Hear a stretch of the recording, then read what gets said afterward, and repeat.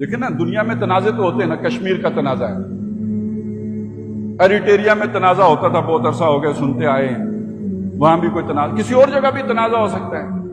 آیا کشمیر فلسطین بھی ایسے ہی تنازع میں سے ایک تنازع ہے؟ تو بات اچھی طرح سمجھ لیجئے، یہ ایسا تنازع نہیں ہے۔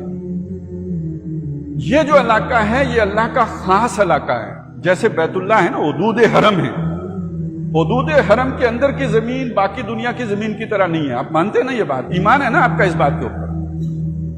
یہ اللہ کا مرکز ہے دنیا میں توحید کا، اور دوسرا بڑا مرکز کہاں پہ ہے توحید کا؟ یہ ابراہیم علیہ السلام نے یہ دو مراکز بنائے تھے نا، ایک حجاز میں اور دوسرا فلسطین میں۔ تو یہ در حقیقت ان کا تعلق، ان کی نسبت کسی قوم کے ساتھ نہیں ہے، ان کی نسبت اللہ تعالیٰ کے ساتھ ہے۔ چنانچہ قرآن مجید میں اس ارض فلسطین کے بارے میں الذی بارکنا حولہ کے بھی الفاظ آئے ہیں، اور یہاں پہ الفاظ آئے ہیں المقدسۃ التی، وہ زمین جس کو ہم نے مقدس کر دیا۔ یعنی باقی زمین اور طرح کی زمین ہے، ارض فلسطین اور طرح کی زمین ہے۔ سورہ بنی اسرائیل کے شروع میں فرمایا سبحان الذی اسریٰ بعبدہ لیلا من المسجد الحرام الی المسجد الاقصی الذی بارکنا حولہ، وہ زمین کے جس کے ماحول کو ہم نے بابرکت بنایا۔ یہ عام زمین نہیں ہے۔ میں مثال آپ کے سامنے یوں رکھوں، جیسے یہ ملک ہے ہمارا پاکستان، یہ ہمارا ملک ہے، اس پاکستان کے اوپر امریکہ کا ایک سفارت خانہ بھی ہے ہمارے زمین پر، لیکن سفارت خانہ امریکہ کا ہے، انڈیا کا بھی ہے، اور ملکوں کا بھی ہے۔ زمین ہماری ہے، لیکن جو زمین ہم نے سفارت خانے کو دے دی وہ حصہ وہاں پہ قانون کس کا نافذ ہوگا؟ امریکہ کا۔ وہ ہمارا قانون نہیں نافذ ہوگا وہاں پہ۔ جب ایک آدمی ہمارا مجرم امریکی سفارت خانے کے دروازے سے اندر چلا جائے گا گویا وہ امریکہ پہنچ گیا۔ اب امریکی سفیر کی مرضی ہمارے حوالے کرے یا اسے امریکہ بھیج دے، ہم اسے نہیں، اس پر ہمارا حکم نہیں لاگو ہوگا جب تک کہ وہ ہماری زمین پر دوبارہ قدم نہیں رکھے گا۔ اسی طرح سمجھ لیجئے بیت اللہ شریف ہو یا بیت المقدس ہو، یہ اللہ کے سفارت خانے ہیں زمین کے اوپر، یہ توحید کے مراکز ہیں، یہ اللہ کے گھر ہیں، اور اللہ کے یہ گھر الاٹ ہوں گے اللہ کے نمائندے کو، اللہ کے سفیر کو۔ اور اللہ کا آخری سفیر کون ہے؟ موسیٰ علیہ السلام یا عیسیٰ علیہ السلام یا محمد الرسول اللہ صلی اللہ علیہ وسلم؟ تو جناب یہ محمد الرسول اللہ اللہ کے آخری سفیر ہیں، اور اس نسبت سے زمین کے اوپر وہ تمام مقدسات اور تمام تبرک والے چیزیں جو اللہ سے نسبت رکھتی ہیں وہ در حقیقت اس کے کسٹوڈین محمد الرسول اللہ ہو گئے صلی اللہ علیہ وسلم۔ اگر یہ بات سمجھ میں آئی ہے تو وہ واقعہ سمجھ میں آئے گا۔ اللہ تعالیٰ کا فیصلہ تھا محمد الرسول اللہ کو آسمان پر لے جانے کا، معراج کا بڑا مشہور واقعہ ہے۔ اس زمین کے اوپر سب سے مقدس جگہ بیت اللہ ہے جہاں پہ حضور رہتے تھے، مکے میں۔ تو آسمان پہ جانا تھا تو مکے سے جانا چاہیے تھا نا۔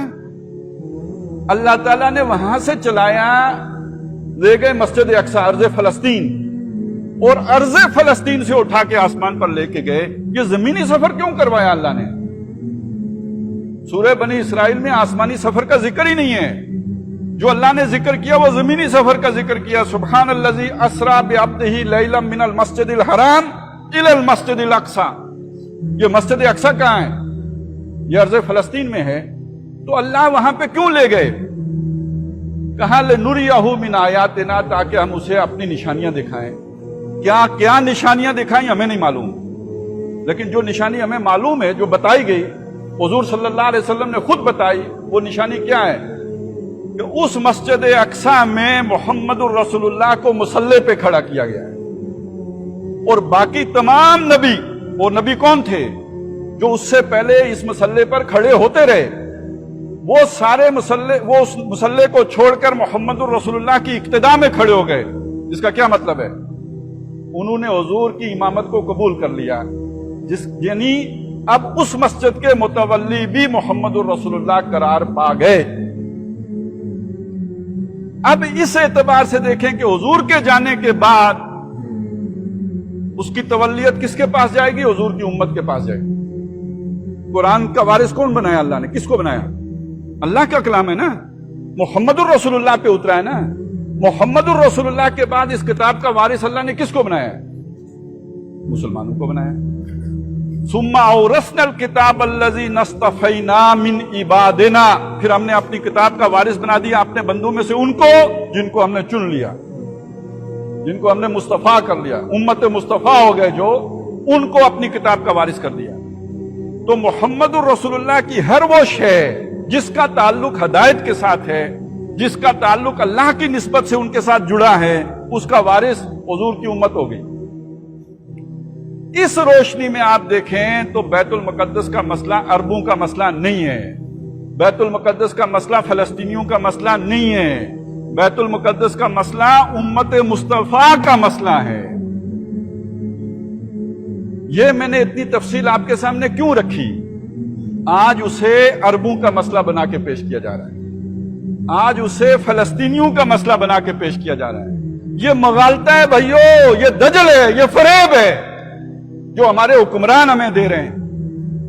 दो रियासती हल, ये दो रियासती हल क्या है? अगर यहूदी फलस्तीनियों की आजाद रियासत को तस्लीम कर लें, हम यहूदियों की रियासत को तस्लीम कर लेंगे, यानी बैतुल मुकद्दस पर उनका कब्जा तस्लीम कर लेंगे। ये दो रियासती हल हो गया ना।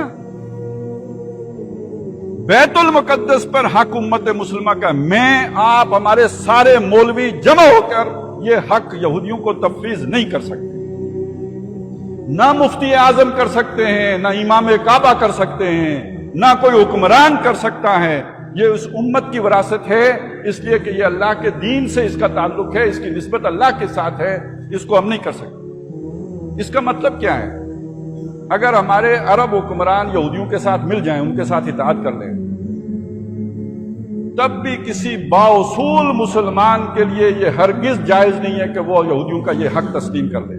हम छुड़ा नहीं सकते, कब्जे उनके में है। ये दो बातें अलग-अलग हैं। किसी ने आपके प्लाट के ऊपर कब्जा कर लिया है, बड़ा बदमाश, आप नहीं छुड़ा सकते उससे। तस्लीम कर लेना उसका कब्जा एक दूसरी बात है, छुड़ा लेना एक अलग बात है।